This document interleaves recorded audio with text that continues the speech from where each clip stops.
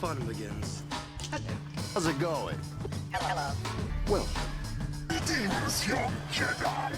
hello there. Hey everyone, Hybrid Toy Reviews here, and today we're taking a look at the VeilsToys Knockoff, as in not real, not made by Hasbro, not licensed by Lucasfilm, but basically Star Wars The Black Series 501st Airborne Trooper. So we don't really see a 501st Airborne anywhere in viewable media, animation or movies or anything, but Hasbro used to do this thing back in the day when I was a kid, when the prequels were wrapping up, in that kind of few-year era between that and the Clone Wars, where they were taking random Revenge of the Sith, Attack of the Clones figures, different commanders, whatever, throwing random colors, random decos on them, referencing, a comic book or whatever, and things that you would never know, and that was what was on the shelves at Kmart when I was getting into Star Wars as a kid. So I'm incredibly sentimental about some of these kind of random legions, having, characters that look like they're from different legions and whatever. So this speaks to me on a very personal, very sentimental level. So yeah, I know I believe it's in one of the Order 66 2-packs from like '07, that I believe there is a 501st Deco to Airborne Trooper. Just a repaint of the Airborne Trooper from '05. So this is just something that caught my eye when it came out. Veils has two variants of it, the other having a little bit different blue, like the deco not being a stripe, it widens at the top, and it has a black comma, and I think there might be blue on the little black plate here on the chest. So very minimal things, but there are two variations, and I personally had this one speak to me a little bit more. So yeah, I just, it called to me. So let's get into the review, take a look at what we're getting here, and see if this is something that might potentially end up someday being a pickup for you. So here he is laid out on the table with his accessories. We'll start by taking a look at the blasters. He comes with two. These are the both variations of the DC-15, the short rifle and the long rifle. They look very good, cast in black plastic, no paint, nothing really to write home about. They look nice. The short one is fairly straight. The long one does have a little bit of warping going on it. If you run these under warm water and then straighten them out and then cool them down, they do retain this being straightened out. So it's just what Veils does. A lot of the time they come out a little wonky. It's just the nature of the game. You don't have quite the same quality control that you would have when you have an actual company like Hasbro babysitting it. And then he comes with this purse for him to put his lipstick and Michael Kors wallet in, and, chapstick and stuff. No, it is just a shoulder sling, probably a grenade bag if I had to guess. It comes with 3 canisters on the strap, and that's kind of it. I don't even think there's really any paint going on there. I don't know. Maybe there might be a little bit of a slightly low-grade silver going on. I don't know. But very, very basic looking. And you just slip it on like so, and he wears it decently enough. Personally, on mine, I don't really make them wear it, but I totally get why, because the 2/12 ones definitely do have it.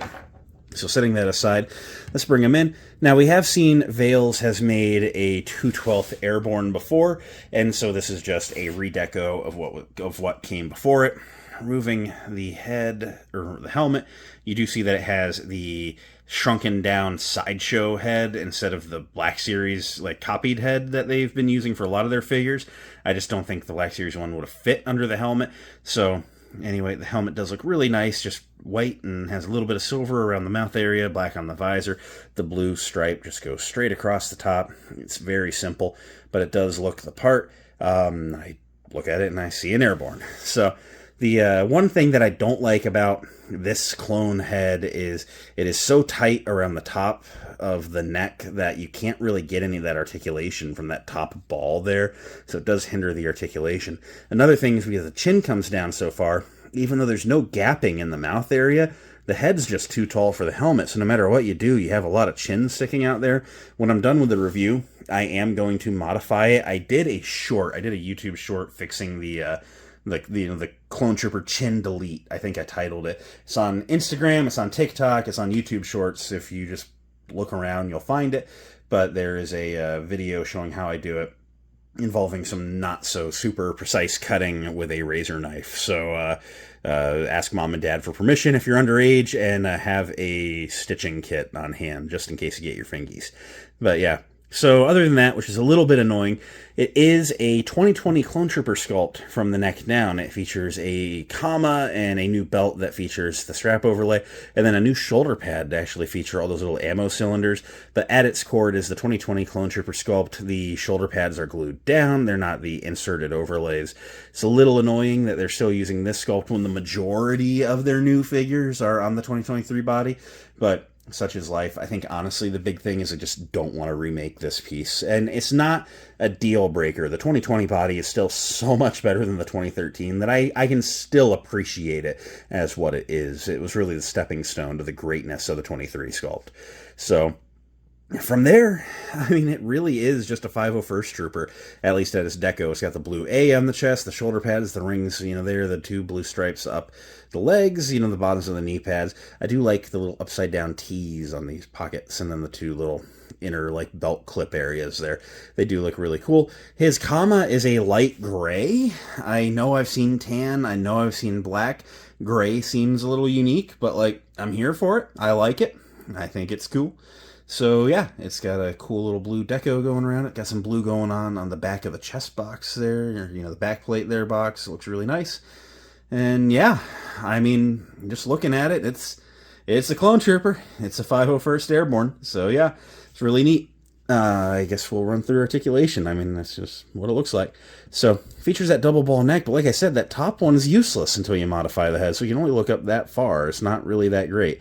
You can go that far down. Again, not that great. Side to side and pivot, all you want.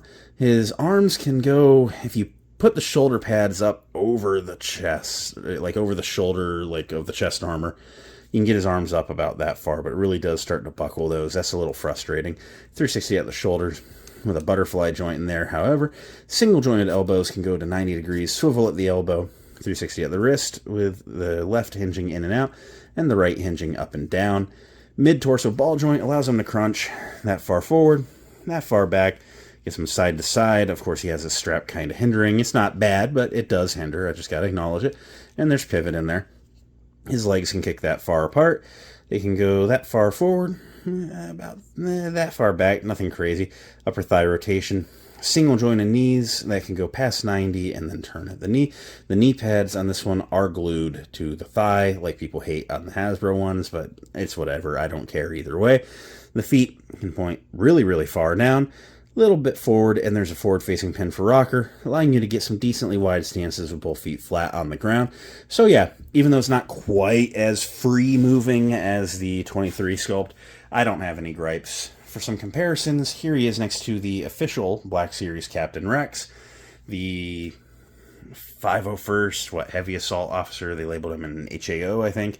The 501st Heavy from Battlefront 2, and the 212th HAO that just came out. So yeah, they're all rocking about the same height, which is cool considering the different sculpts for the helmets and stuff. Ultimately, I am very satisfied with how this one turned out. It's a really cool addition to the Grand Army of the Republic on my shelf. So at the end of the day, what do I think of the 501st Airborne knockoff? Honestly, I really like it. I think that Veils did some really cool stuff here. The chin on the shrunk down helmet head is just really unfortunate. I kind of wish they would either make it a non-removable solid head, or they would have sculpted it a little bit larger to just fit the Hasbro head.